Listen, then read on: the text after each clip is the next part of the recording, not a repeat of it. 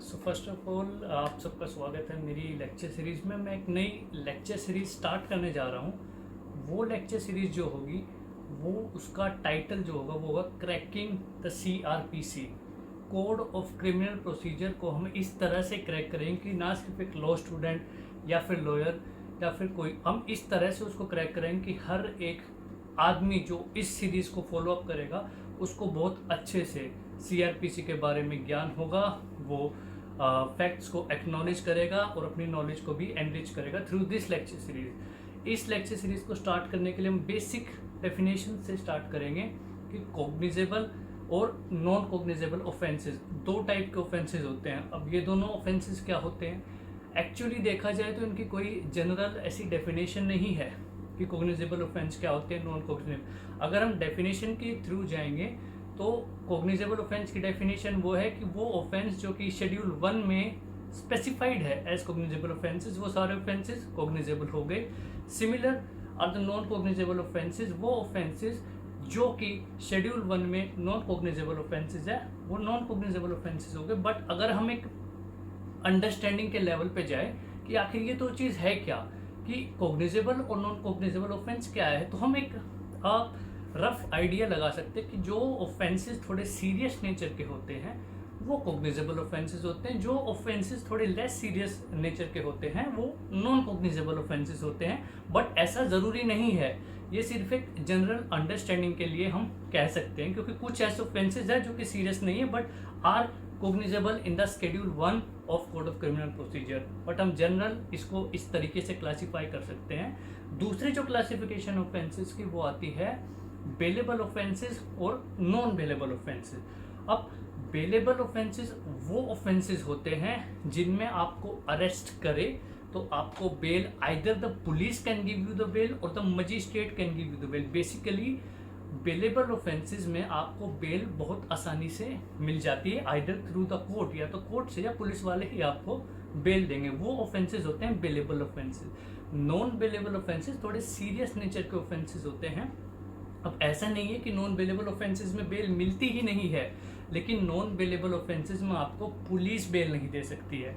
ये एक की पॉइंट रहेगा इस चीज़ को नोट करने में कि पुलिस आपको नॉन बेलेबल ऑफेंसेस में बेल नहीं दे सकती, वो आपको सिर्फ और सिर्फ कंपिटेंट कोर्ट के थ्रू ही मिल सकती है।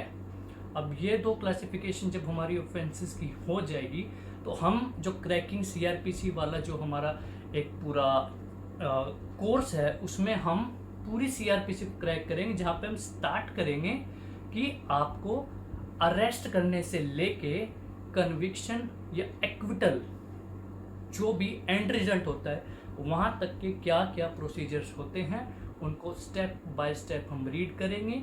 किन किन केसेस में आपको अरेस्ट किया जा सकता है, क्या वो अरेस्ट आपकी लीगल है, इलीगल है। एक चीज़ जो नोट करने वाली बात है वो ये है कि अगर आपकी अरेस्ट इलीगल है तो आप कोर्ट में ये क्वेश्चन रेज कर सकते हो, और जब कोर्ट में ये क्वेश्चन रेज होगा तो ये बर्डन ऑफ प्रूफ जो है ना, इन पर्टिकुलर केस में इलीगैलिटी ऑफ डिटेंशन में जो पर्टिकुलर बर्डन ऑफ प्रूफ है वो रहेगा ऑन द अरेस्टिंग ऑफिसर। जिस ऑफिसर ने आपको अरेस्ट किया है उससे कोर्ट को ये बताना पड़ेगा कि आपकी अरेस्ट मैंडेटेड थी, वो ज़रूरी थी, उसके अलावा पुलिस के पास कोई और सॉल्यूशन नहीं था। वो बोल सकता है कि आप विटनेस टैंपरिंग या इन चीज़ों करते इसलिए अरेस्ट किया, बट अगर ऐसा कोई रीज़न नहीं है, स्ट्रॉन्ग रीज़न, तो आपको अरेस्ट नहीं कर सकते और वो अरेस्ट इलीगल डिक्लेयर कर दी जाएगी बाय कोर्ट, अगर वो पुलिस ऑफिसर अगर कोर्ट की सेटिस्फैक्शन तक एक्सप्लेन नहीं कर सकता है वो चीज़ को। अब जो अरेस्ट जो चीज़ है ना, वो पहले क्या होता था, पुलिस ऑफिसर्स हर किसी को किसी भी केस में अरेस्ट कर लेते, लेकिन एक लैंडमार्क जजमेंट आई थी। सर नोट करने वाली बात है कि एक लैंडमार्क जजमेंट आई थी सुप्रीम कोर्ट की, Avnesh Kumar versus state of Bihar. उस लैंडमार्क जजमेंट ने क्या किया सर, उस लैंडमार्क जजमेंट ने पुलिस की एग्जीक्यूटिव पावर को लिमिट किया।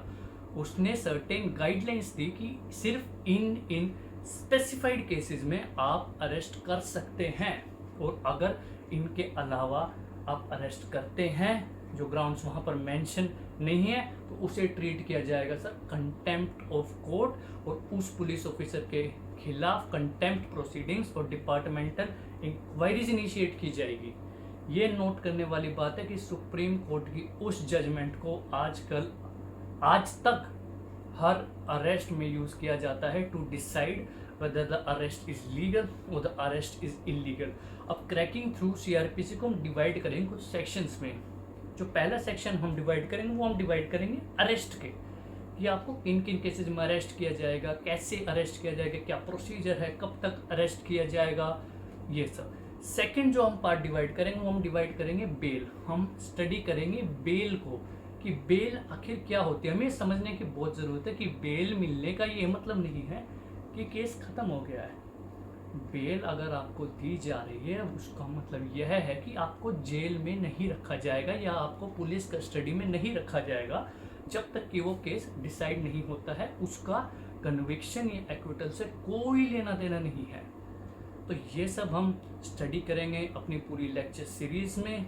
कन्विक्शन, एक्विटल, उसके बाद अपील्स, रिवीजन, ये सब हम पूरी सीआरपीसी को हम एक ऐसी भाषा में, ऐसी लैंग्वेज में आपको बताएंगे कि वो सब समझ सके और अपने अधिकार के लिए हर एक बंदा लड़ सके। एंड